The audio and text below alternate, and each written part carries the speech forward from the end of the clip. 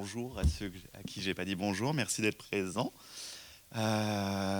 Aujourd'hui, je voulais vous parler de l'impact des discriminations sur la santé mentale des personnes LGBTQI+. Du coup, j'ai prévu une présentation, mais du coup, comme on est peu, on peut peut-être aussi échanger plus que de faire une présentation. Enfin, je vais quand même faire la présentation parce qu'il y a des données un petit peu importantes à vous donner, notamment en termes de chiffres, puisque effectivement, ces impacts ont été quand même étudiés, ils sortent pas de notre chapeau. Juste dans un premier temps, je vais du coup vous représenter les NIPS pour ceux qui ne connaissent pas. Alors, ça va peut-être être redondant pour certaines personnes. On va reparler un petit peu des termes, mais on va passer très rapidement sur les termes.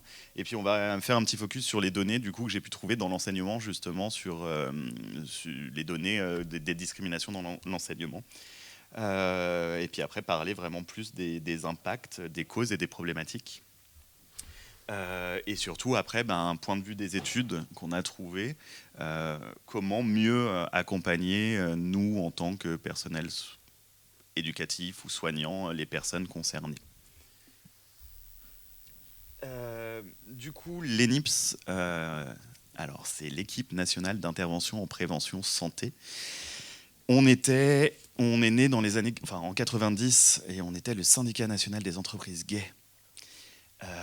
On s'est créé autour de patrons de bars parisiens qui voyaient leur public gay mourir du VIH. Et ils se sont dit, il faut qu'on fasse quelque chose. Donc on a commencé par créer déjà des centrales d'achat avec des préservatifs, militer pour que le préservatif ne soit plus un objet de propagande et de débauche, mais bien un outil de prévention. Et bien sûr, après, on s'est professionnalisé avec des actions de sensibilisation, dans un premier temps que dans les établissements gays, puis dans les établissements LGBT, et petit à petit dans les établissements hétérosexuels multipartenaires, type les établissements libertins. Et depuis, on s'est basé quand même sur ce qu'on appelle l'universalisme proportionné, c'est-à-dire que des gays, il y en a, des LGBT, il y en a partout. Il n'y en a pas que dans des bars, que dans des saunas. Donc on va proportionner nos actions au public. Donc c'est pour ça que maintenant, on intervient auprès de l'université, parce que des publics LGBT à l'université, il y en a. C'est pas les mêmes qu'on voit spécialement dans les bars ou dans les autres établissements où on va, et ils ont quand même bien besoin d'informations. Donc ça, c'était nos missions de base, c'était vraiment la santé sexuelle. Après, maintenant, on fait aussi du dépistage rapide, du VIH et des hépatites. J'ai déjà dit beaucoup de choses. On a aussi participé donc création d'outils. On forme les gens aussi pour que justement ils puissent former des acteurs relais pour pouvoir informer justement vous former sur la prévention diversifiée par exemple, pour que vous puissiez informer les jeunes. C'est vraiment important puisque nous on n'est pas là tout le temps avec le public. Et on a participé aussi à des recherches, justement, de la recherche-action, notamment la dernière en date qui s'appelait Prévaguet, qui était une étude de séro-prévalence. Donc on est allé estimer la prévalence de VIH dans les établissements commerciaux. Et donc c'était à Paris, Nice, Marseille et Montpellier. Et plus récemment, on a construit un réseau psy, ce qu'on appelle le réseau psy, et c'est pour ça que du coup, je suis ici aujourd'hui pour vous parler de l'impact des discriminations sur la santé mentale. Ce réseau psy, pareil, il est parti de Paris à la base, où notamment un patron de bar nous a dit moi, mon public, il va pas bien. Il consomme beaucoup d'alcool, c'est pas rare qu'en fin de soirée, il pleure devant moi, et je sais pas quoi faire, quoi. Du coup, on s'est dit, on a entendu. Et puis nous, dans nos entretiens, on s'est rendu compte aussi que tout le monde n'allait pas toujours très très bien, n'était pas toujours épanoui. Sauf qu'on n'était pas formés parce que notre boulot, c'était la santé sexuelle. Du coup, on s'est dit, oulala, peut-être qu'il va falloir qu'on se professionnalise pour pouvoir répondre à ces questions. Puis on s'est rendu compte aussi que, je ne sais pas si j'en parle là, mais en tout cas, on s'est rendu compte aussi que il y avait encore beaucoup de discrimination de certains thérapeutes. Notamment, je vous rappelle, je crois que je le dirai un peu plus tard, mais que c'est en 2022 que les thérapies de conversion ont été interdites en France. Donc jusqu'à cette année, on avait encore, on avait le droit d'envoyer son fils, sa fille, pour se faire soigner de son homosexualité ou de sa transidentité. Donc du coup, il y avait encore du travail à faire. Donc du coup, on a dû trouver des psy safe. Et notre but, c'est toujours d'aller vers le public. Donc on a trouvé ces psys. Alors à Montpellier, pour l'instant, on n'en a qu'un. Mais on va... Alors ça ne veut pas dire qu'il n'y en a qu'un de psy. Mais c'est parce qu'on leur propose... donc ce qu'on leur propose, en fait, c'est un petit peu compliqué, c'est de faire de l'aller vers. Puisque nous, on fait toujours de l'aller vers, on va toujours dans les établissements, on va à la fac, on va dans les centres de dépistage. Donc on ne demande pas aux gens de venir à nous, on va vers les gens. Donc c'est vrai que c'est un petit peu difficile de demander aux psys de venir avec nous dans un bar pour faire des entretiens psy. Parce qu'en fait, c'est ça la réalité. On va dans des associations, on va dans des bars et on passe table à table et on dit aux gens, voilà, aujourd'hui, on est là avec un psy et on fait un petit quiz pour dédramatiser un peu qu'est-ce que la dépression, qu'est-ce que l'anxiété, se rendre compte qu'on a peut-être tous vécu à un moment donné des moments un petit peu plus anxieux. Et du coup, c'est difficile de trouver des psys qui acceptent de faire de l'aller vers, mais en tout cas, on en a. Ça s'est très bien développé, ce dispositif, il est soutenu par Santé publique France. On a 2 actions par mois sur Montpellier, 4 actions par mois sur Toulouse, et on a surtout eu un nouvel appel à projet cette année, donc on va créer notre Sésame, le centre de ressources... alors, il est en création depuis cette semaine, centre régional de ressources en santé mentale pour les publics LGBT. Donc on va proposer des formations, justement, un peu comme cette sensibilisation qu'on fait auprès de l'ensemble des personnels médicaux, éducatifs, des facs. Et du coup, c'est sur Toulouse. On aura un lieu d'accueil aussi pour les personnes qui auraient besoin de parler ou pour leur famille aussi. Bien sûr, comme on n'est que sur Toulouse, il y aura la possibilité aussi de venir de faire des Zooms, parce que maintenant on sait utiliser pour des personnes qui auraient envie de se former à Montpellier. Voilà pour le Sésame. On va commencer sur les termes. Je pense que la plupart des gens ici présents, vous connaissez déjà pas mal les termes, mais c'est important pour vraiment savoir utiliser les bons mots.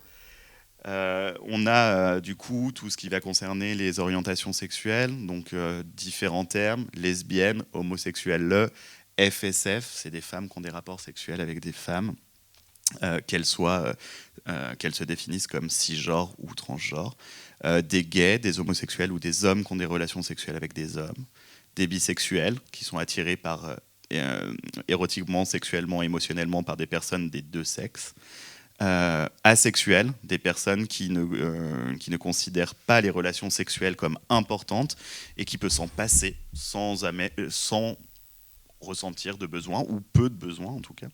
Et on a des personnes pansexuelles, donc qui sont attirées par tous les genres, indépendamment de la binarité du genre. Et après, on a les identités de genre. Donc, on a les personnes transgenres, ce sont des personnes dont le genre ressenti ne correspond pas au sexe assigné à la naissance. On a des personnes intersexuées, du coup, qui sont des personnes dont les caractères sexuels ne correspondent pas aux définitions de la binarité des corps féminins et masculins. Ces personnes sont encore très souvent pathologisées, malheureusement, et avec des interventions médicales qui sont contre leur volonté. On a des personnes qui se définissent comme queer, qui ne se retrouvent pas dans les termes LGBT classiques, qui sont perçus comme trop restrictifs. On a des personnes non-binaires, des personnes agenrées, des personnes en questionnement, et on a des personnes qui sont encore plein d'autres choses et qui se définissent. Et il ne faut pas hésiter à surtout laisser la personne se définir elle.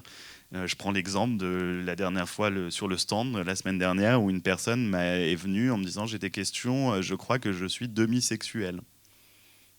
Bien, je ne savais pas. Donc je lui ai demandé effectivement qu'est-ce que c'était pour elle, et puis après je suis allé me renseigner aussi, puisque c'est important de se renseigner, mais je ne connaissais pas la demisexualité.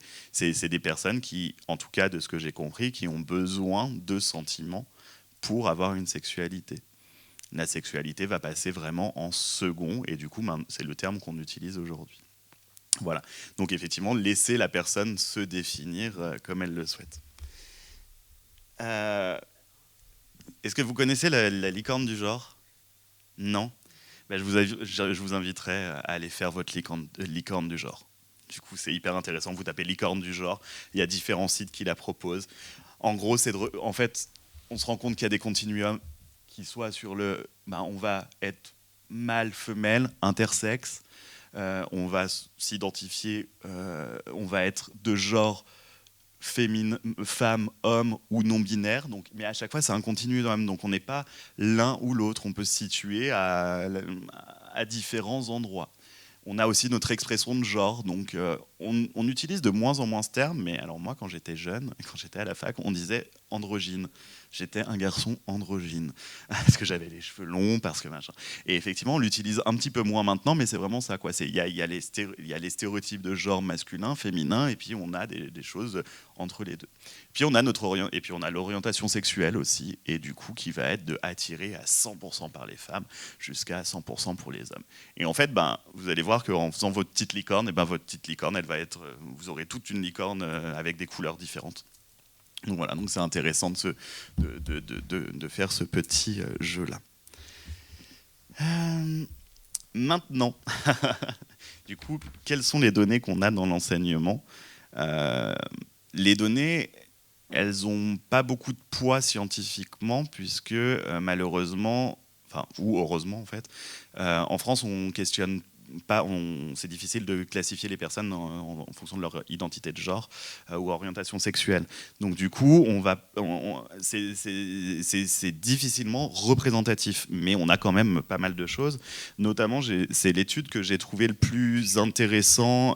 C'est une association, donc c'est l'étude KLIF en 2020, donc qui est plutôt récente, qui a été faite par une association étudiante parisienne LGBT et qui a été relayée par d'autres associations LGBT étudiantes. Donc, il y a un manque de représentation. Pardon ? Ok. Donc, il y a une représentativité partielle. Il y avait 53% de femmes qui ont répondu, enfin de femmes cisgenres. Non, pardon, c'est après qu'on a les identités, je crois. Ouais. Donc 53% de personnes du coup qui se définissent comme femmes, 36% qui se définissent comme hommes, 10% comme non-binaires.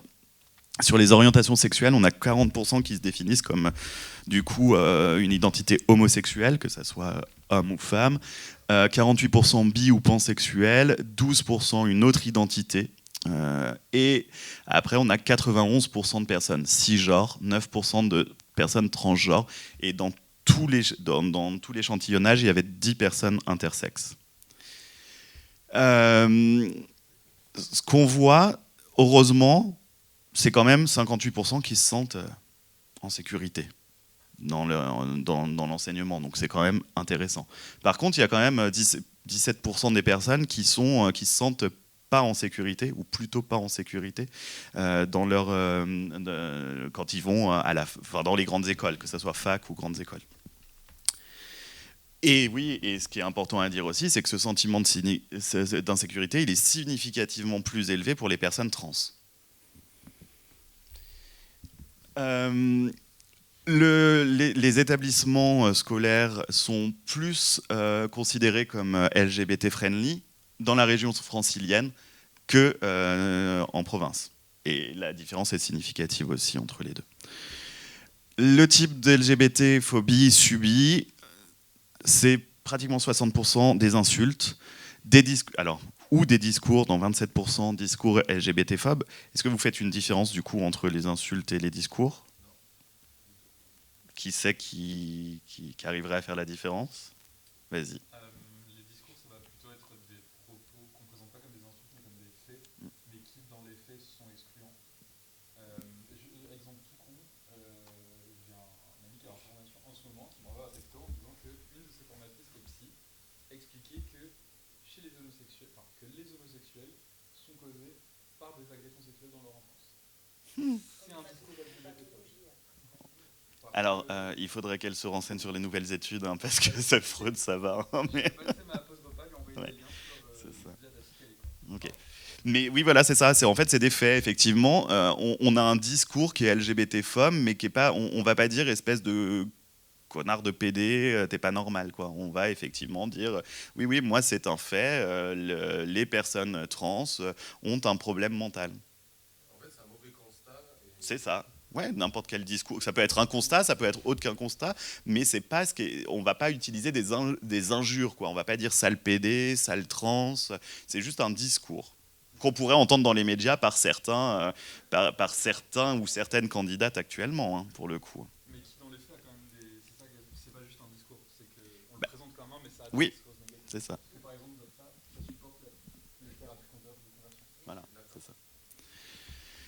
Des moqueries, des menaces et du harcèlement. Alors les menaces et les harcèlements, hein, on va en retrouver aussi beaucoup sur les réseaux sociaux. C'est simple, hein, de se cacher derrière son ordinateur. Donc, et puis c'est pas que dans les discriminations LGBT-phobes qu'on retrouve ça. Et 1% d'agression physique. 45% déclarent avoir, donc dans cette étude, 45% déclaraient avoir subi des LGBT-phobies, du coup, durant leurs études. Donc là, ça reprend tout le cursus scolaire, hein, ce n'est pas que le supérieur. 9, alors ça, ce chiffre m'a quand même fait peur, c'est que 9 victimes sur 10 n'ont rien dit. Pourquoi ? Parce qu'elles pensent que c'est inutile. Et que, alors, qu'elles pensent que c'est inutile, dans le meilleur des cas. Dans le pire des cas, elles pensent que ça les desservirait. Que ça serait elles qui seraient en échec derrière. 62% indiquent une ignorance de leur institution par rapport aux questions LGBTQI+. Et seulement 2,5% jugent les administrations fermées et opposées au droit. Donc, bon, il y a quand même des chiffres qui sont un peu plus réjouissants. Et donc 13%, et je pense que du coup Montpellier en fait partie, mais j'ai pas pu avoir les détails, mais qui répondent qu'effectivement leur institution facilite l'accès au changement de prénom et de genre. On a l'autre source un peu de référence, hein, c'est l'étude c'est le rapport des SOS homophobie qui est publié tous les ans le 17 mai, qui recense dans tous les témoignages, il y en a 5% qui concernent l'enseignement supérieur, enfin l'enseignement. Et on voit que du coup l'enseignement supérieur, ça représente 25% des témoignages 25% des témoignages concernant l'enseignement. 25% au collège, 36% en lycée, et après 1% en primaire et 15% où on ne sait pas trop. Donc on retrouve un petit peu les mêmes choses, hein, les insultes, le rejet, majoritairement, le harcèlement, les discriminations, et on a aussi ce qu'on appelle l'outing. Est-ce que ça parle, l'outing, du coup ? Vraiment le fait qu'on fasse qu'on fasse la révélation de son homosexualité, enfin que quelqu'un d'autre fasse la révélation de son homosexualité. Le genre des victimes, majoritairement des hommes et des femmes cisgenres, mais aussi des personnes du coup qui se définissent comme transgenres. La majorité des étudiants, mais on voit aussi que les 26% de... Ah oui, les agresseuses, pardon. Oui, non, j'étais même là-bas parce qu'on voit aussi que les enseignants sont aussi victimes dans le dernier tableau. On voit qu'effectivement la majorité sont des étudiants, mais il y a aussi des victimes ou des autres professeurs. Et voilà, et on voit que les agresseurs sont majoritairement effectivement des étudiants, mais malheureusement des enseignants et des personnels. On a eu une belle définition. Hein. On a eu un bel exemple de cet enseignant qui effectivement considère encore que c'est dû à une agression. Alors ça, par contre, il y a beaucoup les chiffres le montrent aussi. Par contre, il y a aussi des personnes homosexuelles qui ont subi des agressions sexuelles. Ça, par contre, mais il n'y a pas de cause. Il n'y a pas de cause à effet. Et la dernière étude, du coup, faite avec la DILCRA, la Fondation Jasmin Roy, que pour le coup je ne connaissais pas, et la Fondation Jean Jaurès. Donc là, ils montrent que 55% des personnes LGBT interrogées ont été agressées verbalement ou physiquement au cours de leur vie. Donc plus de la moitié, en gros, plus d'1 sur 2. Et on voit que du coup, les environnements les plus insécures sont la rue et les transports en commun, ça on le savait, mais aussi les établissements scolaires, malheureusement. Donc pareil, les insultes, les menaces. Et là, par contre, on a un petit peu plus d'agressions physiques qui sont à 13%. Pardon. Maintenant, on va voir un petit peu plus. Du coup, on a vu que les personnes LGBT, nous sommes victimes de discrimination. On va voir un petit peu plus du coup qu'est-ce que ça engendre et quelles sont les causes et les problématiques. Rappeler 2 définitions très rapides que je vais lire. Donc la discrimination, c'est le fait de distinguer et de traiter différemment quelqu'un ou un groupe de personnes par rapport au reste de la collectivité ou par rapport à une autre personne. C'est le groupe qui n'est pas pareil. Et les LGBTQI+ phobies sont le sentiment ou la manifestation de rejet, de mépris ou de haine envers les personnes perçues comme LGBTQI+, ou tout ce qui est supposé s'y rattacher. D'ailleurs, on peut faire des LGBTQI phobies alors même que la personne n'est pas LGBT, parce qu'on la considère ou on croit qu'elle l'est. Ce que je vous disais tout à l'heure, c'est qu'il y a eu une évolution sociétale quand même, heureusement, il y a du positif. Il y a eu la dépsychiatrisation de l'homosexualité en 81, la dépénalisation de l'homosexualité en 82, le Pax en 99, pour ceux et celles qui peuvent s'en souvenir, ça avait déjà été des discours haineux et très très problématiques. Et on voit que la dépsychiatrisation des transidentités arrive qu'en 2010. J'étais à la fac. Et le mariage pour tous seulement en 2013. Et on se souvient du nombre de personnes qu'il y avait dans la rue et du coup de l'impact que ça a pu avoir psychologiquement sur les populations LGBT. Et j'ai oublié de rajouter, effectivement, la dernière en date, en 2022, comme je vous le disais, la pénalisation des thérapies de conversion. C'est bien, c'est top, et ça avance. Mais en fait, il y a quelque chose qui perdure. Et je ne sais pas si vous avez déjà entendu ce terme, mais qui est un petit peu plus diffus que justement comment dire, que les actes homophobes, LGBT-phobes, pardon, c'est l'hétérosexisme. Est-ce que vous savez ce que c'est que l'hétérosexisme ? En fait, C'est l'hétéronormativité. Est-ce que du coup, vous connaissez ou pas ? Ouais. Non ? Mais je vais montrer. C'est ça. Présumé hétérosexuel. C'est-à-dire que aujourd'hui, un bébé qui naît, on va, si c'est un bébé garçon, les premières choses, c'est oh là là, qu'est-ce qu'il est beau, il va faire tomber les cœurs de toutes les petites filles. Ou si c'est une fille, c'est oh là là, elle est trop charmante, c'est une vraie petite princesse, elle va trouver son prince. Enfin, des exemples, hein. Mais en fait, l'hétérosexisme, c'est vraiment de considérer du coup la notion, l'hétérosexualité, comme supérieure. Une norme, c'est ça. Et puis, par exemple, c'était le mariage. Le mariage, c'était totalement hétérosexiste, puisque les hétéros pouvaient se marier, alors que les homos, non. Donc là, effectivement, quand même, il perdure l'hétérosexisme, mais avec les lois qui passent petit à petit, quand même, il tend à diminuer, mais il est toujours là, et il est toujours diffus autour de nous. Et là, on va rentrer dans la santé mentale, du coup. On a beaucoup de chiffres, notamment outre-Atlantique, au Canada. Et du coup, on a des méta-analyses en France, parce qu'on a un peu moins de données en France, mais on en a quand même. Alors, vous allez voir, des fois il y a marqué LGBT, des fois il y a marqué LGB, parce que tout simplement, les études, là, c'était que sur des lesbiennes, gays et bi. Malheureusement, les études auprès des publics trans, même notamment dans la santé sexuelle, là où je suis le plus spécialiste, c'est encore très peu documenté en France. HSH, c'est pareil, on sera du coup sur des hommes qui ont des rapports sexuels avec des hommes uniquement. Mais ce qu'on voit, c'est que du coup, donc, ces personnes LGBT ont vécu du coup dans 47% du harcèlement, dans 25% des agressions et des menaces. Alors là, je ne suis plus centré que sur l'université ou sur l'enseignement. Et que du coup, elles présentent un niveau de risque supérieur en anxiété, en symptômes dépressifs. C'est pas le fait qu'elles soient dépressives qu'elles se font taper dessus. Par contre, c'est bien le fait d'avoir subi des agressions, du harcèlement, qui fait que du coup, on est plus anxieux. On se fait taper dans la rue, c'est certain que retourner dans la rue, c'est difficile et ça va provoquer de l'anxiété.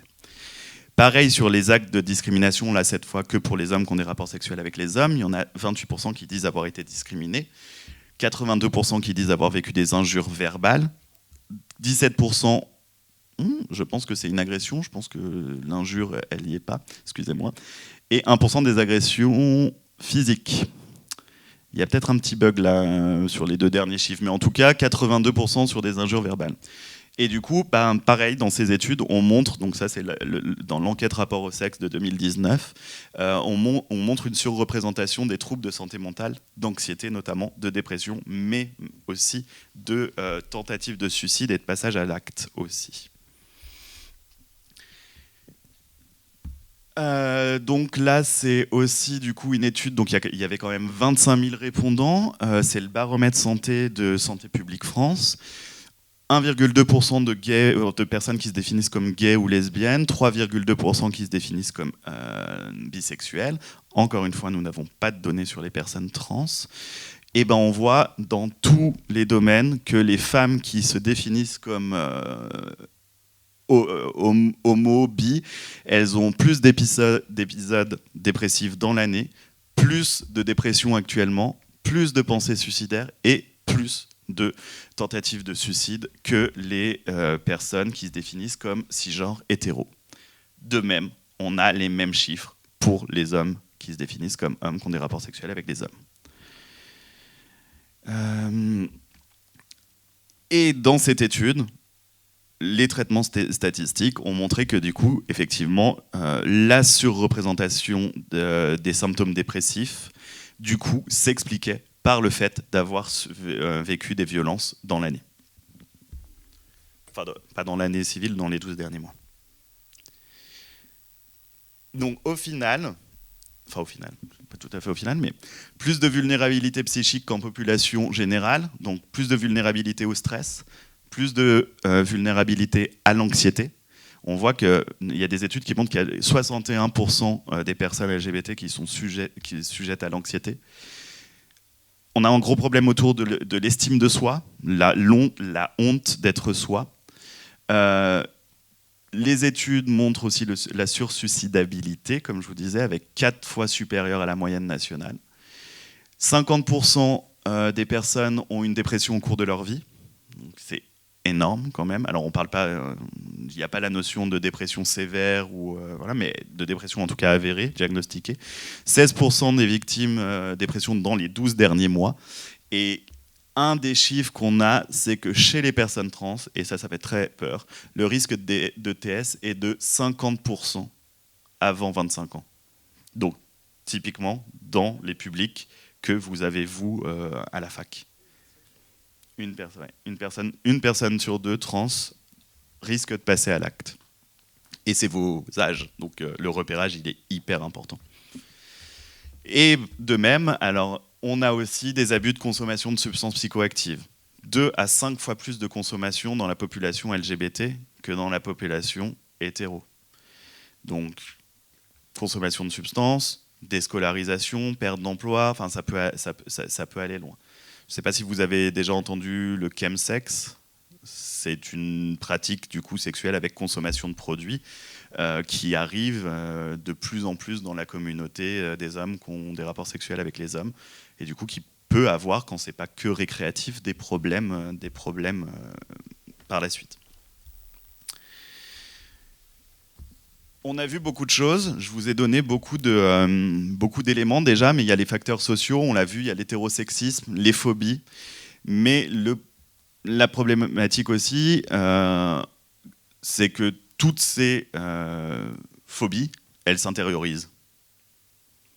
Mais il y a aussi du racisme intériorisé, mais du coup le problème c'est ça, c'est que ça s'intériorise. Donc du coup, du fait, j'ai entendu toute ma vie que tous les gays étaient séropositifs, et je vais me construire autour du fait que j'ai beaucoup de chances d'être séropositif, avec potentiellement une anxiété. Tous les lesbiennes n'auront pas d'enfants, je vais me construire, même si j'ai envie d'avoir un enfant, avec une représentation que je pourrais peut-être jamais en avoir. Et il y en a plein d'autres, c'est que des exemples. La stigmatisation issue des préjugés, bon, ça on en a un petit peu parlé, c'est pareil, qui va s'internaliser. Et on a le stress minoritaire. Ce stress minoritaire, il va concerner toutes les minorités et notamment les minorités LGBT. Pourquoi ? Parce que quand une personne LGBT, elle se construit un petit peu seule.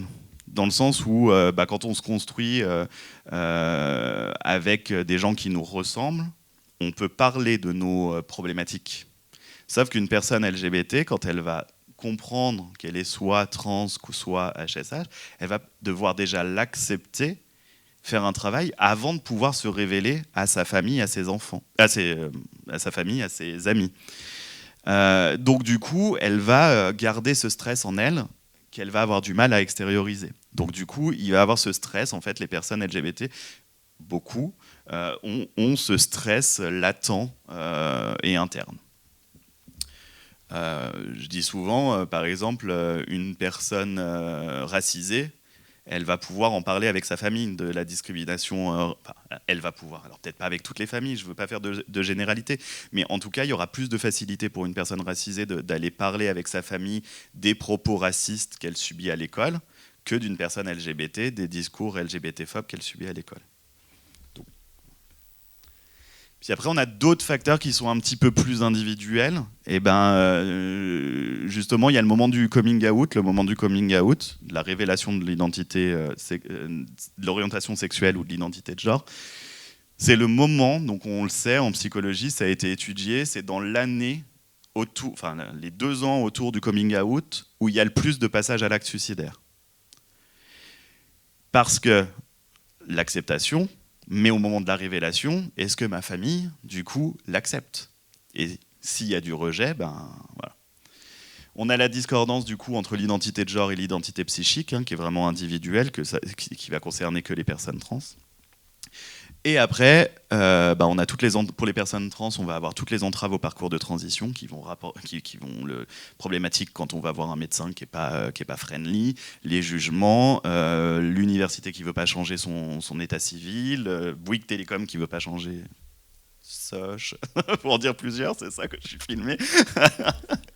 Et du coup, aussi pour la communauté LGBT, et notamment encore des hommes qui ont des rapports sexuels avec des hommes qui ont une prévalence supérieure au VIH, effectivement, les phobies, les autres phobies, notamment la sérophobie, quand je suis porteur du VIH. Et maintenant, qu'est-ce qu'on fait ? Est-ce que vous avez des idées, du coup ? Comment on peut, du coup...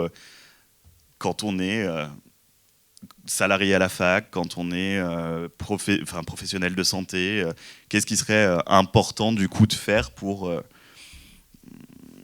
mieux accompagner les personnes ? Des petites idées ? Il y a des choses qui... Des espaces de parole. Ouais. C'est déjà hyper important. Ouais. Pour nous, être conscient de toutes ces questions. C'est ça. De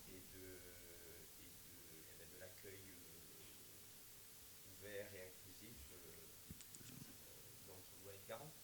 Et du coup, comment on fait ça, l'accueil ouvert et inclusif ? Si une personne vient nous voir et dit moi je suis gêné parce que sur la liste des... Ah merde, je crois qu'il faut prendre le micro parce que sinon on vous entend pas. Je suis désolé, je viens d'y penser.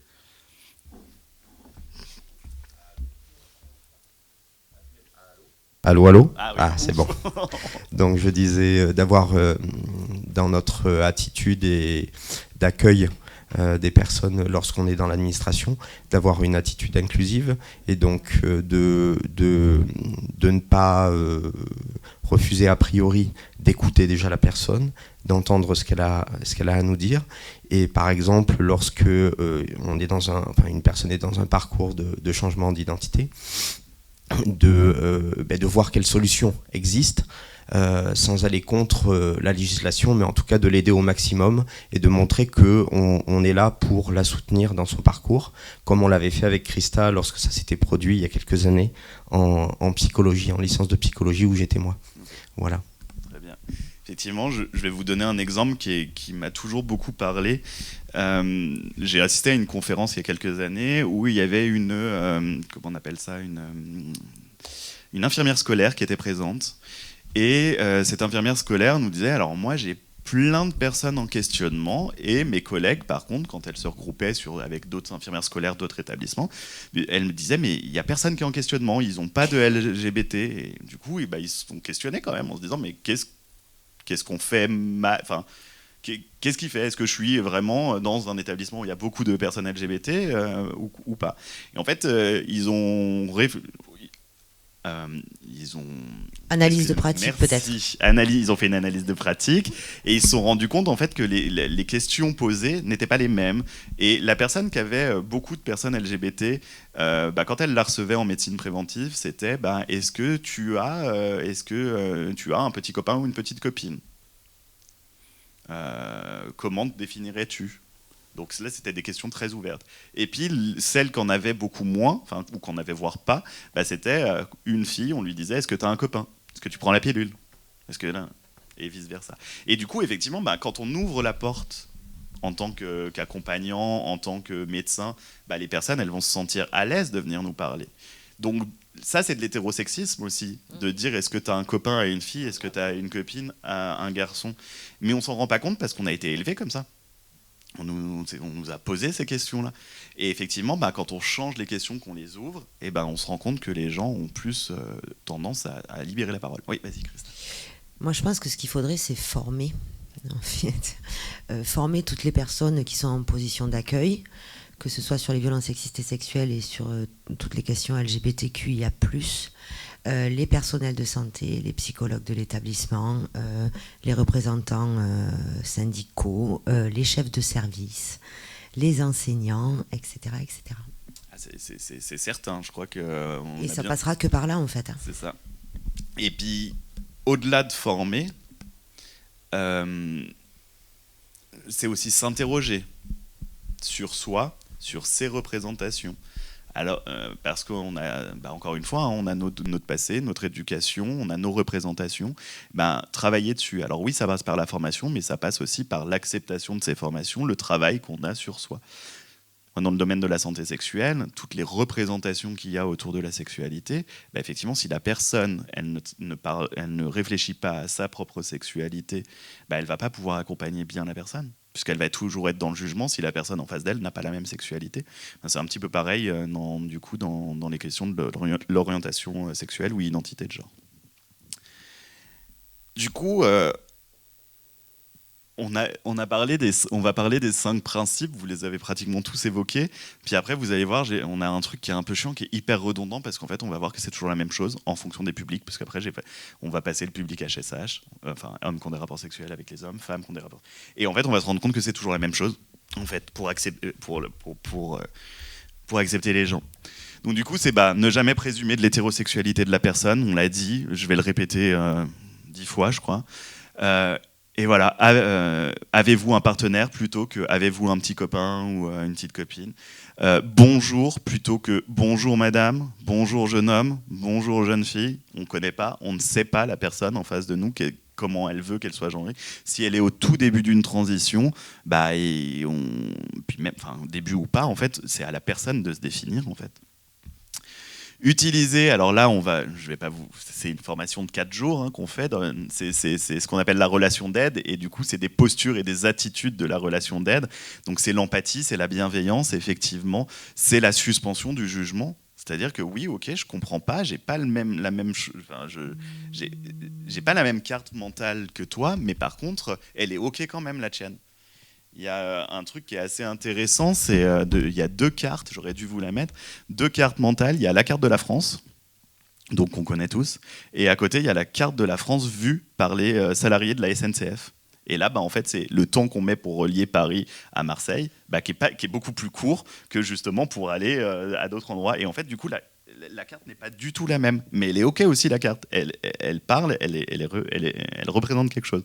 Donc, c'est ça, c'est dire ok, je ne peux pas toujours être ok avec toi, mais j'entends quand même.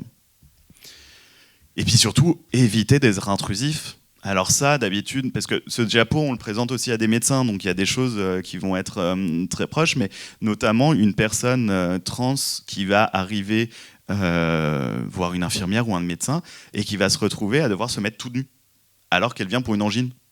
Quel est le rapport ? Alors je veux bien qu'on ait à écouter le cœur, à la limite, mais on n'a pas besoin de déshabiller la personne. Et ça c'est des s'appelle agressions. une violence gynécologique. Hein. Oui, tout à fait. Mais voilà, c'est ça, c'est de la violence. Donc, du coup, à un moment donné, faut juste qu'on soit en rapport et pas être intrusif, effectivement. La personne, elle vient pour une angine, on ne va pas aller plus loin sur des choses qui ne regardent pas à ce moment-là. Donc après c'est les outils, hein, mais je pense que beaucoup de gens les connaissent déjà. C'est observer la personne, parce que ce qu'elle va dire avec ses mots c'est différent de ce qu'elle va manifester, hein. Quelqu'un qui va dire non ça va dans ma vie et qui va avoir toutes les expressions de visage d'une personne triste, on va peut-être essayer d'approfondir avec des reformulations ou des questions ouvertes. Comment ça se passe pour toi actuellement, plutôt que tout va bien, parce que c'est des choses qu'on entend aussi. Et puis résumer le discours de la personne. Surtout, maintenant que je vous ai fait cette petite présentation, c'est être attentif au mal-être et à la détresse des personnes et ne pas hésiter à poser la question. Pareil, en haut, je parlais de congruence. On a le droit aussi, la congruence, c'est être en accord entre ce que je pense, moi, écoutant, et ce que je dis. Tout va bien, je suis super content d'être là. Pas très congruent. Mais la congruence, ça va plus loin aussi. C'est quelqu'un qui va me dire qu'il a envie de se foutre en l'air. On a aussi le droit de lui dire écoute, moi, ce que tu me dis aujourd'hui, ça me fait peur. Et j'ai envie d'être là et de t'accompagner et de trouver des solutions. On a aussi le droit d'être congruent. Et la personne, elle se sent aussi écoutée dans ces cas-là.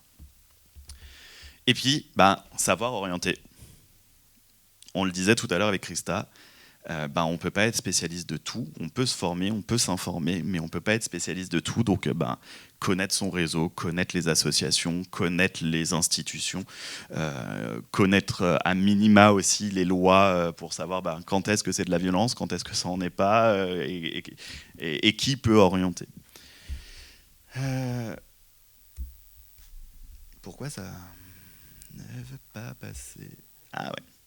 Donc là, je sais plus si... Ah oui, il y a quelque chose d'important aussi que j'ai pas dit avant. Donc, quel que soit le physique de la personne, sa tenue vestimentaire, ses stéréotypes auxquels elle appartient, c'est à elle de se définir. Parce que c'est nous qui mettons le stéréotype de la jupe est pour une femme, le vernis est pour une femme. Donc, ça ne veut pas dire que c'est une femme devant nous. Donc, c'est à la personne de se définir. Et ce qui va être le plus difficile, en tout cas pour moi, c'est peut-être pas difficile pour beaucoup de personnes, mais je suis dyslexique, donc ça l'est, c'est d'utiliser un langage neutre. Parce qu'on a tout de suite tendance, même avec un copain ou une copine, de dire « Oh là là, qu'est-ce que t'es beau !» Oui, mais beau, belle.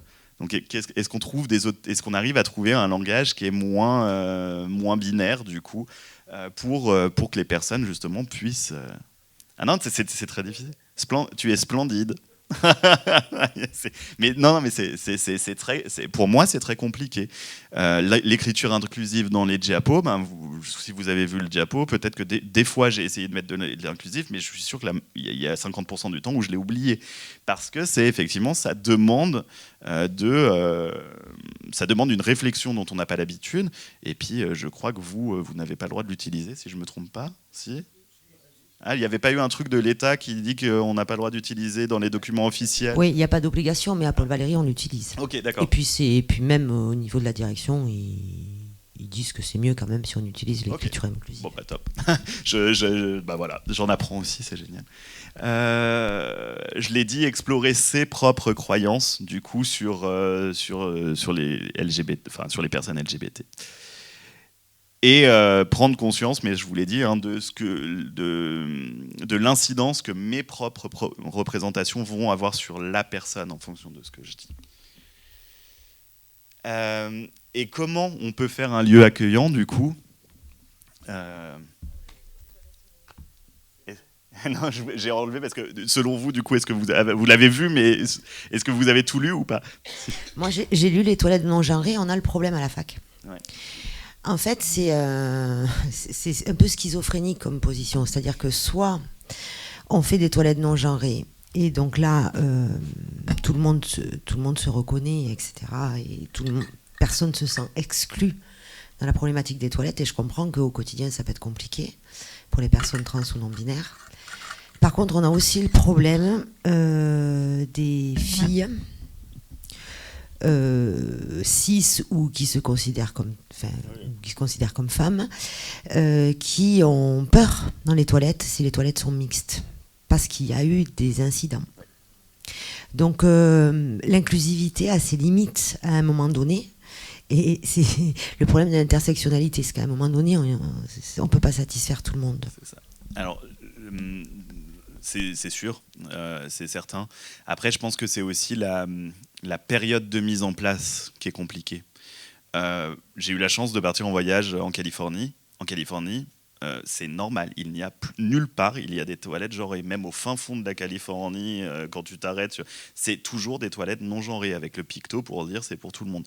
Donc est-ce que c'est pas le moment de la mise en place, parce qu'effectivement c'est tellement pas à notre habitude, c'est tellement pas dans nos habitudes. On le voit aussi d'ailleurs avec les problématiques sur les aires d'autoroute où les endroits pour changer les enfants sont chez les femmes.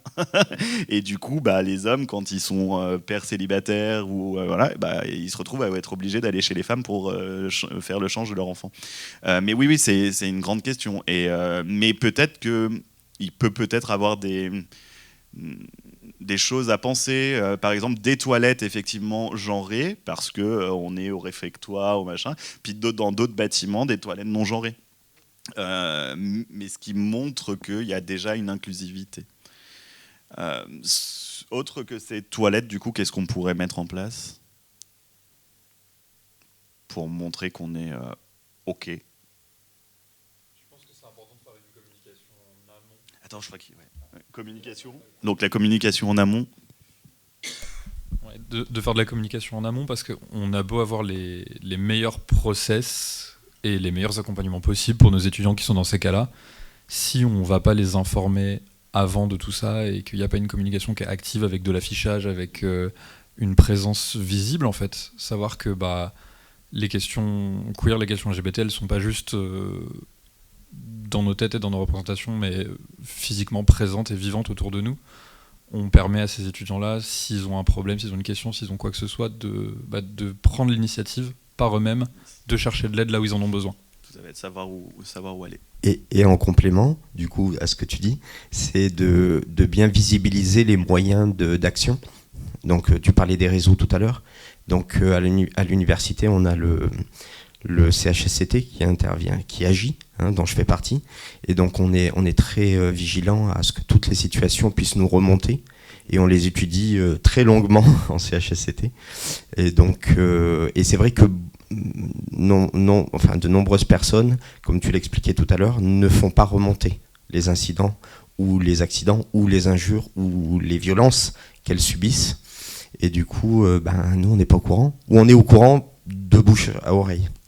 Et du coup, c'est un peu difficile de justifier des choses auprès de la présidence pour agir et auprès de la direction générale des services lorsque c'est du oui-dire, c'est « ah, il s'est passé ». Voilà. Donc c'est important de visibiliser les outils suite dans cette communication dont tu parles et de faire prendre conscience, peut-être par l'intermédiaire des associations, par l'intermédiaire des journées d'accueil associatives à la rentrée universitaire. Voilà, il y a plein de moyens, mais il faut que cette parole, comme tu le disais, il faut que cette parole ça soit visibilisé, et sur toutes les questions. C'est-à-dire pas uniquement le racisme, pas uniquement le sexisme, mais aussi tous les types de violences, et visibiliser tout ça pour que, du coup, on comprenne qu'il y a des personnes qui existent, elles sont là, même si on les a jamais rencontrées, même si on les connaît pas, et on ne sait pas à quoi ça correspond, mais ça existe, et que du coup, il y a aussi des situations problématiques qui existent, et que les gens puissent en prendre conscience. Oui, tout à fait, c'est important. Et moi, je voudrais rajouter que quand même, donc la mission égalité fait beaucoup sur la question des LGBTQIA+. On vient de consacrer 2 semaines de festival à ces questions. Je pense que c'est aussi une manière de sensibiliser la communauté en disant c'est pas parce que vous venez pas. Du coup, vous voyez qu'il y a une programmation, vous voyez que voilà, qu'on est safe et que vous pouvez venir nous voir si vous rencontrez la moindre difficulté.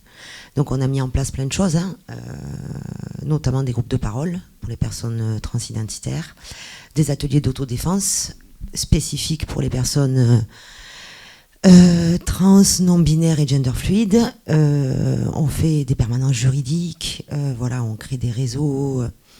Et donc effectivement, il faudrait qu'on communique plus sur tout ce qu'on fait. Mais le problème, c'est que quand on a le temps de faire, on n'a pas forcément le temps de dire ce qu'on fait. Donc il faut qu'on travaille aussi beaucoup là-dessus, sur la mise en avant de déjà tout ce qui est fait pour appeler les personnes et leur dire n'ayez pas peur de venir nous voir. Et puis toutes les personnes qui peuvent se plaindre à un moment donné d'un comportement, il ne faut pas qu'elles aient peur parce qu'on peut témoigner de façon anonyme. Le but, c'est pas que la personne victime soit victime 2 fois, et victime de la discrimination et victime des représailles face à la dénonciation de la discrimination. Voilà. Une des peurs de l'étude Kaelif, là, c'était justement ça, les représailles. Je pense que effectivement, ouais, je te donne la parole. La semaine dernière, j'ai entendu quelque chose de très intéressant de la bouche d'un étudiant qui venait de je ne sais plus quelle université, mais on va dire du centre de la France, et qui disait waouh, c'est fou d'avoir ça à Montpellier, quoi. Et effectivement, 15 jours de festival sur cette thématique-là. Moi, il y a 13 ans en arrière, quand j'étais dans mes études de psycho, je ne les aurais jamais eus. À Chambéry en plus, donc voilà. Donc effectivement, je crois que de visibiliser, en tout cas, les gens ont la petite, voilà, c'est la petite graine. On est là au cas où. Donc je crois, enfin, ils ont effectivement les étudiants de Montpellier, en tout cas de Paul Leva, parce que je ne sais pas comment ça se passe dans les autres universités, ont vraiment de la chance de vous avoir, je crois. Oui, du coup, par rapport à ce que tu dis, donc ça fait très très longtemps que Christa et la mission Égalité existent et intervient et fait des festivals, organise un festival contre les 14 ans, festival contre les discriminations. Je me rappelle d'avoir emmené deux de mes étudiants qui débarquaient du Maghreb et on s'est retrouvés dans une pièce où il y avait des sexes partout. Et du coup, c'était un peu bon, voilà. Mais j'ai fait et puis on en a discuté et c'était bien et ça visibilisait les choses. C'était des sexes artistiques. Et donc, je disais tout à l'heure, pour prolonger ce que tu disais juste avant, et ce que je disais aussi, et ce que tu disais, c'est que dans le soutien des personnes, malheureusement, des fois, on tourne la tête. Enfin, des gens tournent la tête. Et disent, bon, de toute façon, ça va passer. Comme dans les violences intrafamiliales, on dit bon il a été violent ou elle a été violente là, ça va passer, ça se reproduira pas. Mais ça ne passe pas. Donc il ne faut pas laisser passer. Mais là, du premier coup, il faut être là. Mais il faut savoir aussi s'engager. Alors c'est vrai que celles et ceux qui arrivent à s'engager, des fois on les regarde et puis on les prend pour des grandes gueules. Et puis voilà. Mais n'empêche que il faut, voilà, c'est ça. Si tu veux, c'est que du côté de celles et ceux qui veulent soutenir les personnes qui sont exposées à des violences, eh bien, il faut savoir s'engager. Voilà. Donc nous on le fait, Christa le fait, elle a subi des choses, moi je le fais. Des fois j'ai des regards un peu, voilà, et d'autres, je pense. Mais on le fait et si toutes et tous on le faisait, eh bien, ça serait beaucoup plus sécure pour tout le monde. C'est sûr. Du coup, on a dit plein de choses. Effectivement, la sensibilisation, vous l'avez dit, je ne vais pas revenir dessus. Mais aussi, on a tout ce qui est petit symbole d'ouverture d'esprit. Vous l'avez là, par exemple, ces 15 jours sont un symbole. C'est affiché sur le site de la fac, c'est affiché sur les réseaux. Mais ça peut être aussi affiché sur le bureau d'un médecin. Tous les petits drapeaux, là, c'est les drapeaux de la communauté. Il y en a même plus.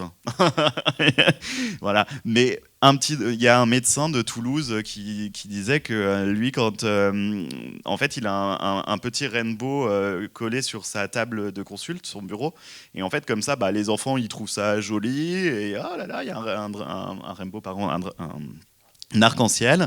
Et puis par contre, les personnes LGBT, elles savent ce que ça veut dire. Donc elles savent qu'elles sont en sécurité et du coup, elles savent qu'elles peuvent en parler. Et puis c'est pas dérangeant pour les autres. Ça peut être d'autres choses, ça peut être d'autres choses. Il y a des chartes, du coup le Sésame dont je vous parlais tout à l'heure, on va mettre en place une charte justement à destination du personnel soignant et autres pour dire ok, l'établissement X ou Y est signataire de cette charte, vous pouvez vous sentir en sécurité. Et puis après, c'est aussi tout ce que vous avez dit, les affiches. les documents de prévention, les magazines LGBT friendly qui vont dire que bon bah il y en a ici, ça veut dire que je peux en parler. Je pensais aux documents de prévention, aux affiches. Je pense aussi, mais ça, je pense qu'il y en a partout, mais à des associations, parce que si j'ai pas envie d'en parler à la fac, eh ben j'aurais peut-être l'affiche du refuge, j'aurais peut-être l'affiche de SOS homophobie, celle de la Fierté Montpellier Pride, où il y a aussi des groupes de parole. Et du coup, au moins les gens après, ils peuvent. J'ai pas envie d'en parler ici, mais je sais qu'il y a tout un réseau. Et après les toilettes non genrées, bon, on en a parlé. Effectivement, c'est peut-être qu'on peut faire un toilette non genré, un autre toilette genrée, enfin, à voir. Mais en tout cas, ça se discute, c'est important. Et du coup, ça, on va un petit peu plus loin, c'était justement sur les écoles, enfin sur tout ce qui est système universitaire, puisque c'est l'étude que je vous ai présentée au début. Donc c'est eux qui concluent vraiment cette étude en disant ça. Donc en plus de la facilitation du changement de prénom qui est déjà fait ici à Polva, les toilettes neutres, eux, ils en reparlaient. C'est aussi la mise à disposition élargir à la santé sexuelle aussi, c'est-à-dire la mise à disposition de préservatifs, de capotes.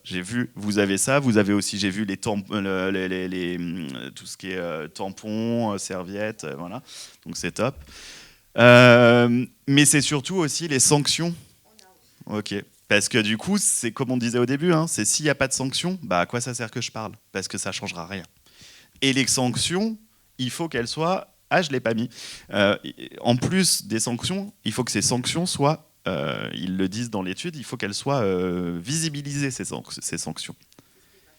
Et par exemple, sur l'Instagram, Paul Valéry a sanctionné un élève qui a été, ou un professeur, machin. Alors bien sûr, on ne va pas faire de la délation, on ne va pas dire j'ai sanctionné monsieur untel ou madame untel. La référente antidiscrimination, vous l'avez ici. La présence de psychologues formés. Alors je ne sais pas si les psychologues sont formés sur la thématique LGBT, mais en tout cas... Je pourrais vous donner les coordonnées, ça pourra être le cas du Sésame, puisque du coup, on pourra le faire. C'est ça. Le fait que les documents d'administration ne portent pas de mention de genre aussi. Ouais. Ou le genre neutre, ouais. C'est ça. Oui, en fait, je pense que c'est un peu la même... Enfin, au final, c'est un petit peu la même chose. Mais en tout cas... Ouais. Eh bien oui, bien sûr. Eh bien oui, effectivement. Et ouais. Ouais. C'est ça. Non, c'est sûr. Alors là, c'est fait qu'effectivement, là, j'ai remis juste les conclusions. Mais c'est vrai qu'effectivement, c'est peut-être plus intéressant. J'aurais dû mettre un slash neutre. Le temps de sensibilisation, vous le faites ici. Et ils allaient plus loin sur les toilettes. Ils parlaient aussi des vestiaires neutres.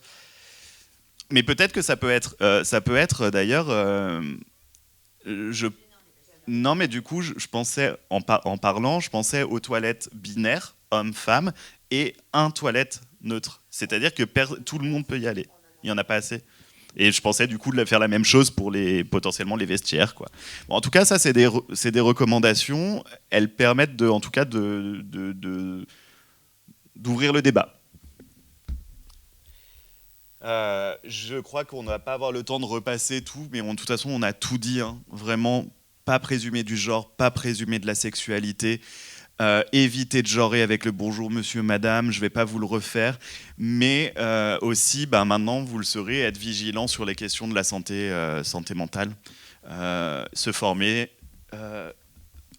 et s'informer. J'avais dit quoi? Oui, voilà, je vous ai déjà donné les... Oui. Je rajouterai dans votre focus personnel soignant le toucher. Ah oui. Ouais, en plus d'éviter de demander le toucher, effectivement. Là. Oui, je crois qu'il marche. Ouais. Donc je rajouterai le toucher dans le focus personnel soignant. Effectivement. Ouais, demander l'autorisation de toucher, tout à fait. Effectivement.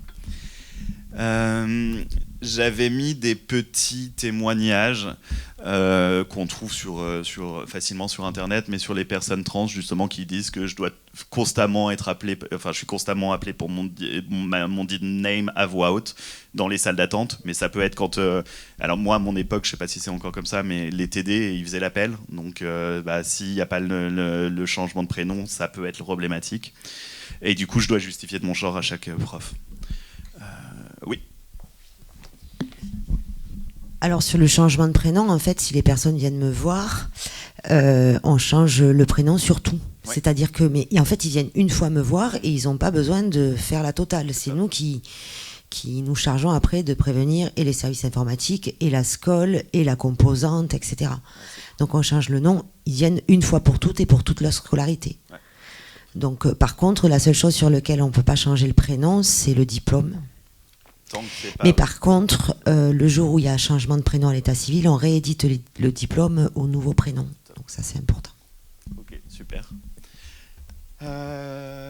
Sur la spécificité des femmes qui ont des rapports sexuels avec les femmes, je ne vais pas vous refaire tout, on l'a déjà dit, mais c'est aussi qu'une femme, là je parle notamment pour la médecine préventive, une femme qui a une sexualité avec une femme, ça ne veut pas dire qu'elle n'aura pas une sexualité avec une personne avec un pénis. Donc elle peut quand même avoir une contraception. Ou, à l'opposé, la contraception n'est pas obligatoire. Puisqu'il y a encore des personnes qui considèrent que quand on a une sexualité active, il faut à tout prix avoir une contraception. C'est au choix. Et puis c'est aussi être à l'écoute, alors ça c'est plutôt pour après je pense, mais du désir d'enfant de la personne. Oui. Et à ce niveau-là, au niveau de la santé des personnes, donc des femmes ayant des relations sexuelles avec des femmes, il faut penser aussi au suivi santé, puisque même si il n'y a pas gynéco, oui. Ah oui, parce que même s'il n'y a pas de relation homme-femme, enfin avec un homme, il peut y avoir des situations de santé qui se présentent entre femmes. Alors, et donc du coup, il ne faut pas l'oublier. C'est typiquement l'exemple que j'ai enlevé, puisque là on est à l'université, mais que celui qu'on donne, c'est le gynéco qui va dire, et malheureusement on l'a encore, ce n'est pas une blague, c'est arrivé récemment, vous avez des rapports avec une femme, vous n'avez pas besoin de venir me voir. Il faut peut-être qu'il ou elle se questionne du coup sur les représentations de la sexualité, du coup même en tant que gynéco.